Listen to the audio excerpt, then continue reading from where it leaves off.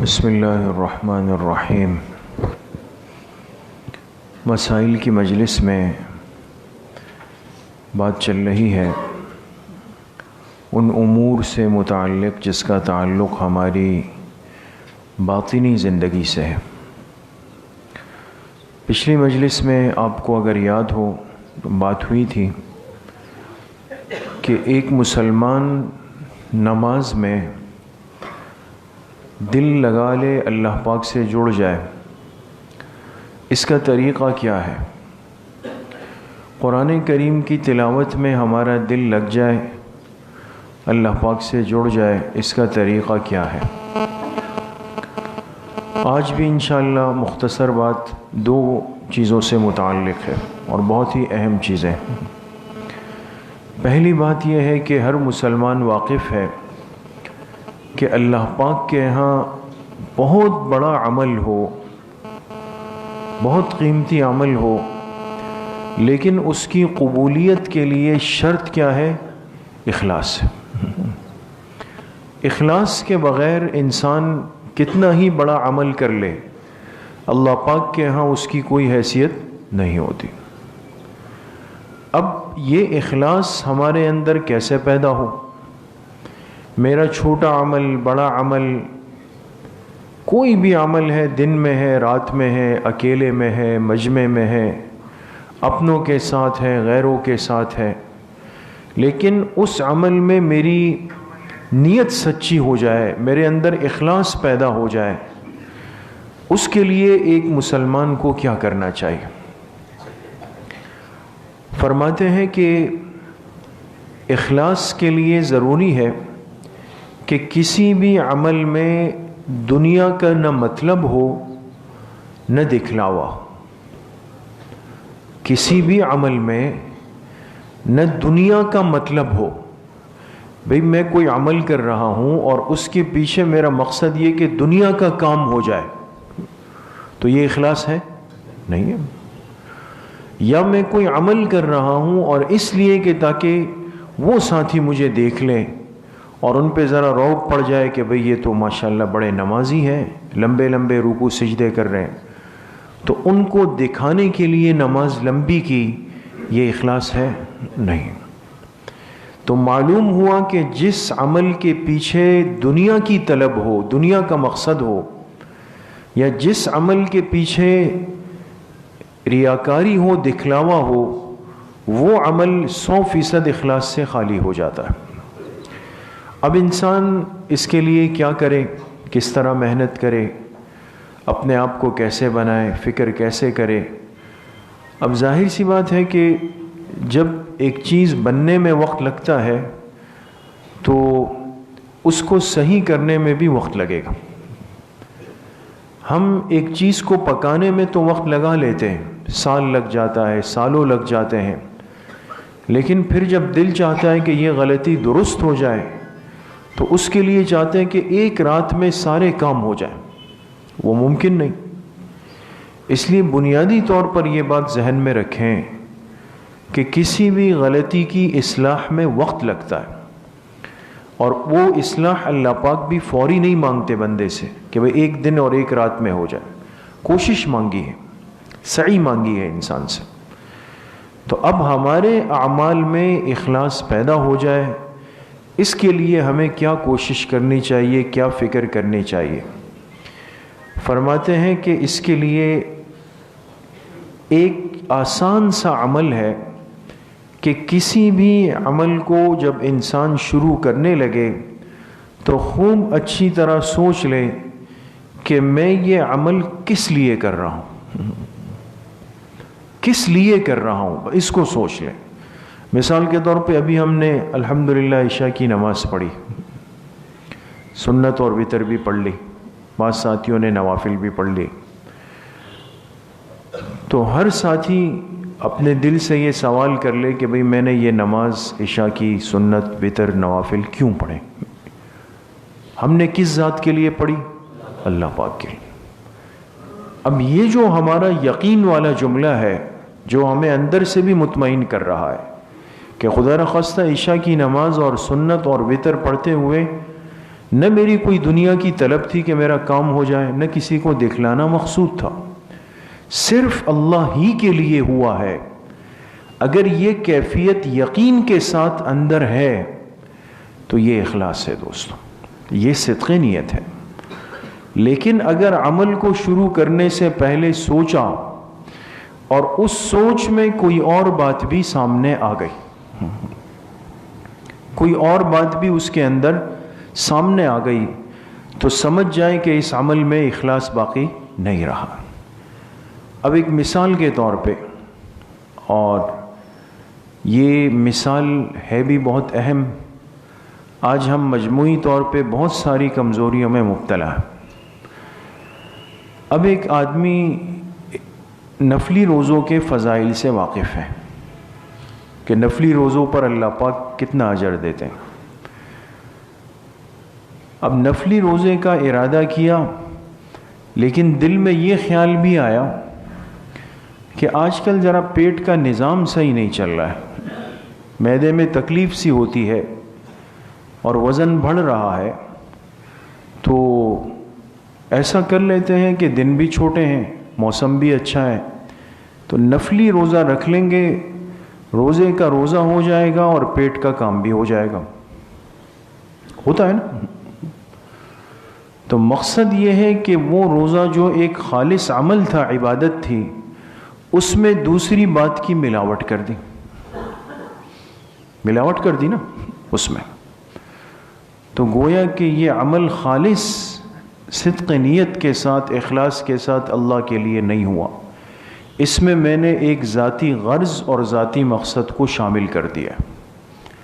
ہاں، میں روزہ صرف اللہ کے لیے رکھ لوں، نفلی روزہ، اور میرا کوئی مقصد نہیں، اور پھر جس طرح ایک روزے کے باطنی فوائد ہے، اس کے جسمانی فوائد بھی ہیں، تو اس کے نتیجے میں وہ فوائد مجھے اللہ پاک نصیب کر دے تو وہ اللہ پاک کی طرف سے ایک انعام ہے، لیکن میں اپنے روزے کے اندر ایسی کوئی نیت شامل نہیں کروں گا دوست، سمجھ گئے؟ یا اسی طریقے سے سخت گرمی کا موسم ہے اور محنت مشقت والا کام کیا، اور دل میں آیا کہ یہ پسینہ آ رہا ہے، گرمی ہو رہی ہے، تو چلے میں ایسا کرتا ہوں، وضو بنا لیتا ہوں ٹھنڈے پانی سے، تھوڑا سا جسم کو راحت بھی ہو جائے گی، گرمی کم ہو جائے گی، اور باوضو بھی ہو جاؤں گا۔ تو باوضو رہنا بہت بڑا عمل ہے، بہت بڑا عمل ہے، لیکن میں نے اس کے ساتھ اپنے ایک اور فائدے کو شامل کر دیا، اور وہ فائدہ کیا تھا کہ میرے جسم کو ٹھنڈک پہنچا اور راحت پہنچے، وہ خیال بھی دل کے اندر بیٹھ گیا۔ یا اسی طریقے سے آج کل ایک رائج مسئلہ یہ ہے کہ آپ کسی جگہ بیٹھے ہیں یا کہیں سودا لینے گئے یا کسی کام میں مشغول ہیں، اور کوئی سائل آ کر سوال شروع کر دیتا ہے، وہ سوال شروع کر دیتا ہے کہ بھئی مجھے اللہ کے نام پہ دے دو، یا میری یہ ضرورت پوری کر دو۔ اب اللہ کے راستے میں انفاق کرنا، صدقہ دینا، خرچ کرنا، خیرات دینا، یہ بہت بڑا عمل ہے، لیکن میرے دل میں آیا کہ یار اس آدمی کو ایک 10-20 روپے دے دو، تاکہ یہ جو بار بار مجھے تنگ کر رہا ہے، اس سے بھی میری جان چھوٹ جائے اور میرا صدقہ بھی ہو جائے۔ دیکھیں بڑی عجیب بات، اپنی ذات کی حد تک تو میں عرض کرتا ہوں کہ یہ مسئلہ مجھے پہلی دفعہ اتنی وضاحت سے سمجھ آیا، ورنہ عام طور پہ ہم اس میں کتنے مبتلا ہیں۔ ہم کسی مانگنے والے کو آج کل ٹالتے ہیں نا، جب وہ سر پہ کھڑا ہوتا ہے تو ہم کہتے ہیں یار دے دو اس کو 10 روپے، یار اس نے سر پہ درد کیا ہوا ہے، بوجھ بنا ہوا ہے، فارغ کرو اس کو۔ اب وہ 10 روپے گئے، آپ کی جیب سے گئے، خرچ ہو گیا، اور ظاہر سی بات ہے کہ آپ نے دل میں اس پہ خرچ کی نیت کی، صدقے کی نیت کی، لیکن وہ جو جملہ اس سے پہلے بولا گیا نا، تو علماء نے لکھا کہ یہ اس اخلاص کے عمل کو متاثر کر دے کہ بھئی چلو میری جان چھوٹ جائے اس۔ مقصد یہ کہ آپ ایک وقتی مصیبت ٹالنے کے لیے صدقہ دے رہے ہیں آپ، تو اس میں بھی بہرحال بہت زیادہ احتیاط ضروری ہے۔ یا اسی طریقے سے گھر میں کوئی سائل آ جائے، سوال کر لے، بھئی مجھے کھانا دے دیں، تو اب کسی کو کھانا کھلانا، اس کی ضرورت پوری کرنا بہت بڑا عمل ہے، لیکن ہم کیا کرتے ہیں آج کل؟ بھئی چلے وہ سالن جو پرانے پڑے ہوئے ہیں، وہ چاول نا، اس کی ہانڈیاں ذرا خالی کر کے دے دیں تاکہ فریزر خالی ہو جائے، تاکہ اس میں جگہ بن جائے۔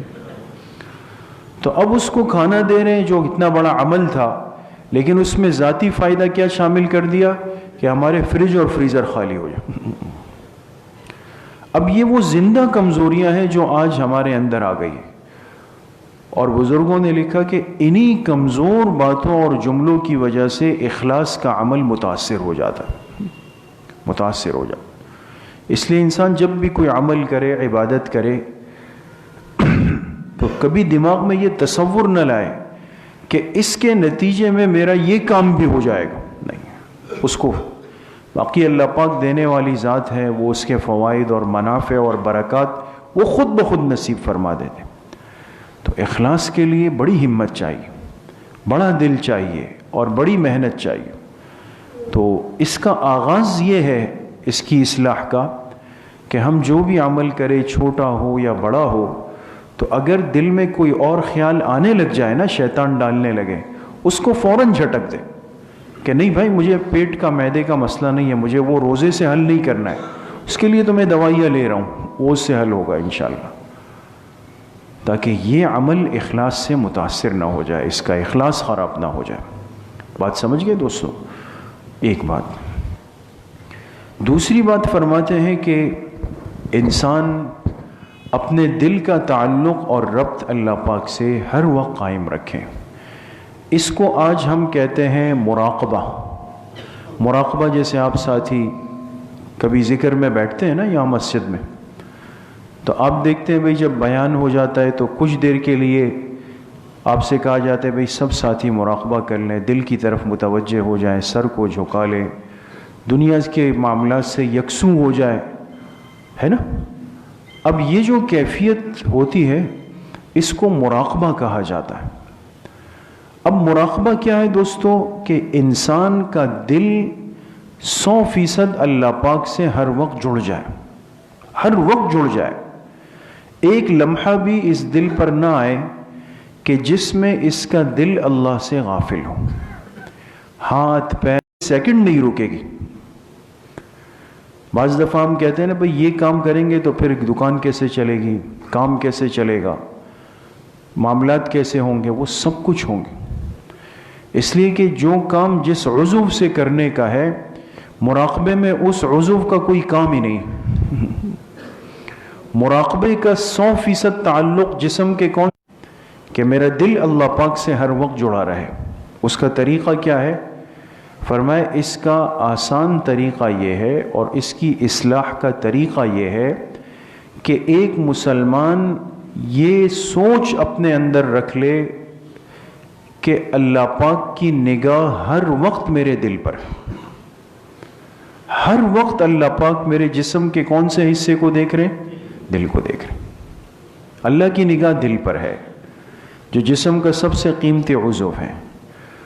تو اب اگر اللہ میرے دل کی طرف ہے اور میں اپنے دل کو اللہ پاک سے غافل کر دوں، اس میں کسی اور چیز کو لے آؤں، تو یہ کتنی بڑی بدنصیبی اور یہ کتنی بڑی محرومی ہے۔ اس لیے حضرت خواجہ بہاؤالدین نقشبندی رحمۃ اللہ علیہ جو سلسلہ نقشبندیہ کے بانی ہیں، ان کا مشہور ملفوظ ہے، حضرت فرماتے ہیں دست بکار دل بیار، دست بکار، ہاتھ کام میں لگے ہوئے ہوں گے، وہ اپنا کام کریں گے، دل بیار، اور دل کا تعلق کس سے ہے؟ اپنے یار سے، اللہ پاک سے جڑا ہوا ہو۔ ان دونوں میں کوئی ضد نہیں ہے۔ ہم چونکہ اتنے اشتغال فی دنیا میں لگ گئے ہیں کہ پیر کے ناخن سے سر کے بالوں تک ہمیں لگتا ہے کہ کوئی لمحہ میرے پاس ایسا نہیں ہوگا کہ جس میں اپنے اس کام سے نکل کر اللہ پاک کے ذکر کے لیے وقت نکال سکوں۔ تو اس لیے تھوڑی سی اس کی بھی فکر کرنی ہوگی۔ ہم یہ استحضار کریں کہ میرا دل اللہ پاک کی نگاہ ہر وقت اس پر ہے، اور میں اپنے اس دل کو کسی اور کام میں لگا دوں، اس کو فارغ کر دوں، اللہ پاک سے دور کر دوں، کتنی بڑی محرومی۔ سمجھ میں آئی بات دوستوں؟ تو کوشش کریں گے انشاءاللہ. اللہ کریم مجھے بھی آپ سب کو صحیح عمل کی توفیق نصیب فرمائے.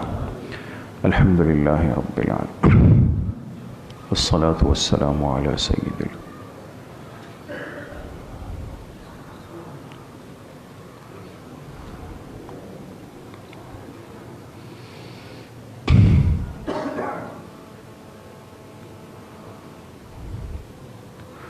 وصلی اللہ وسلم علی نبینا محمد وآلہ واصحابہ اجمعین برحمتک یا ارحم الراحمین.